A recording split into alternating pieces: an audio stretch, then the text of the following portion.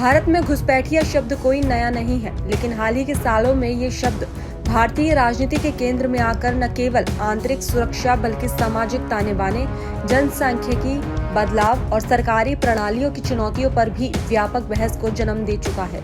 आमतौर पर इस शब्द का उपयोग उन लोगों के लिए किया जाता है जो भारत की सीमाओं में बिना वैध दस्तावेजों या कानूनी अनुमति के प्रवेश करते हैं और लंबे समय तक समाज में घुल-मिल कर रहते हैं। इन लोगों की वास्तविक संख्या के बारे में तमाम रिपोर्ट सामने आई है, मगर किसी फैसले पर पहुंचना हमेशा मुश्किल रहा है। इसी क्रम में उत्तर प्रदेश के मुख्यमंत्री योगी आदित्यनाथ ने अब राज्य के सभी जिलों में घुसपैठियों पर सख्त कार्रवाई के स्पष्ट और त्वरित निर्देश जारी किए हैं। उनके इस आदेश ने न केवल प्रशासनिक तंत्र को सक्रिय किया है, बल्कि उन स्थानों पर भी हलचल मचा दी है जहां सालों से बड़े पैमाने पर असम, बंगाल और अन्य पूर्वोत्तर क्षेत्रों से आए हुए श्रमिक या प्रवासी नागरिक रह रहे थे। योगी सरकार के इस नए निर्देश की खास वजह यह है कि कानून व्यवस्था, राष्ट्रीय सुरक्षा और सामाजिक समरसता को सर्वोच्च प्राथमिकता देना बताया जा रहा है। तो वहीं मुख्यमंत्री योगी आदित्यनाथ ने अपने आदेश में कहा कि उत्तर प्रदेश में किसी भी प्रकार की अवैध गतिविधि को बर्दाश्त नहीं किया जाएगा। उन्होंने स्पष्ट कहा कि जो भी व्यक्ति बिना वैध दस्तावेजों के राज्य में रह रहा है, उसकी पहचान की जाए और नियमानुसार कार्रवाई सुनिश्चित की जाए। तो वहीं सरकार के आदेश में ये भी कहा गया है कि प्रत्येक जिले में अस्थायी डिटेंशन सेंटर बनाए जाए। इन केंद्रों में उन विदेशी नागरिकों को रखा जाए जिनके पास भारतीय नागरिकता का कोई प्रमाण नहीं है और जिन पर ये संदेह है कि वे अवैध तरीके से देश में प्रवेश कर आए हैं। सत्यापन की पूरी प्रक्रिया पूरी होने तक इन व्यक्तियों को वहीं रखा जाएगा।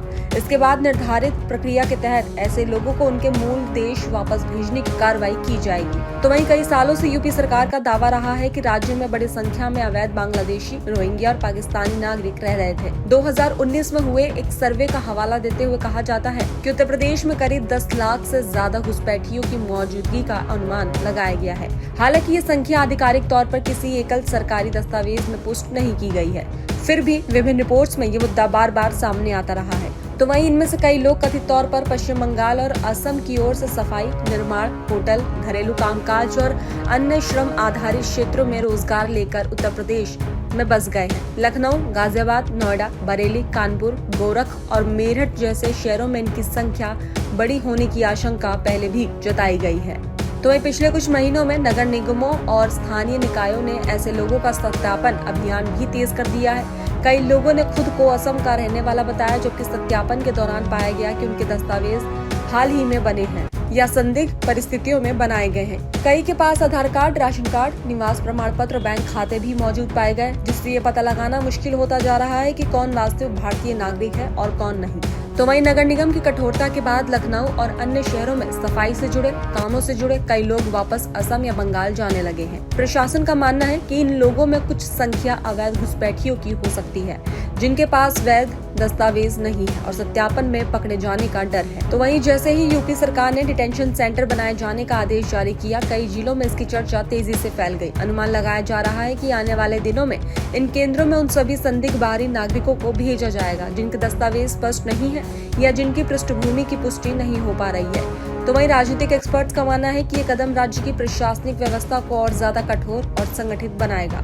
वहीं दूसरी तरफ ये भी आशंका जताई जा रही है कि इससे प्रभावी मजदूर या कई ऐसे लोगों में भय पैदा हो सकता है जो लंबे समय से यहाँ काम कर रहे हैं लेकिन दस्तावेज अपडेट नहीं है। दिल्ली से सटे गाजियाबाद और नोएडा में भी कई बार ऐसे समूहों की मौजूदगी को लेकर सवाल उठते रहे हैं। इसके साथ ही नेपाल, उत्तराखंड और बिहार की सीमाओं के निकट स्थित जिलों जैसे महाराजगंज, बहराइच, श्रावस्ती, बरेली, पीलीभीत और बस्ती में कई बार ये मुद्दा उठता रहा है कि घुसपैठिए जंगलों, बस्तियों और अस्थायी झुग्गियों में रहकर स्थानीय आबादी में मिल जाते हैं। तो वहीं लखनऊ में ही हजारों संदिग्ध लोगों की मौजूदगी के दावे सामने आए हैं। इनके सत्यापन की प्रक्रिया कई चरणों में शुरू हो चुकी है। माना जाता है कि आने वाले महीनों में ये प्रक्रिया और तेज होगी। तो वहीं मुख्यमंत्री योगी आदित्यनाथ ने हाल ही में बिहार चुनाव के दौरान कहा था कि अगर वहां एनडीए की सरकार दोबारा आती है तो घुसपैठियों को राज्य से बाहर निकालकर उनकी संपत्ति गरीबों में बांटी जाएगी।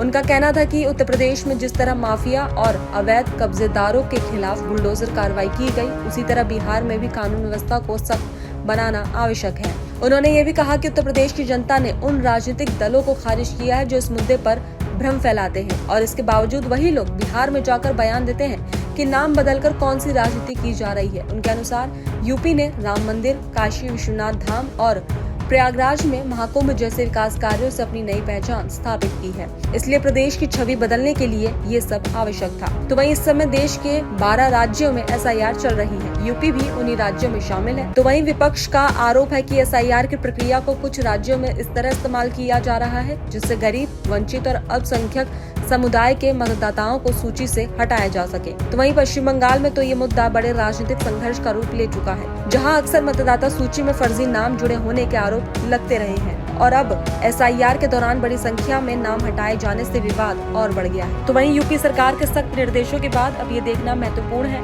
कि राज्य में घुसपैठियों की पहचान और निष्कासन की प्रक्रिया किस स्तर तक लागू होती है। क्या वास्तव में लाखों संदिग्ध लोगों का सत्यापन हो पाएगा?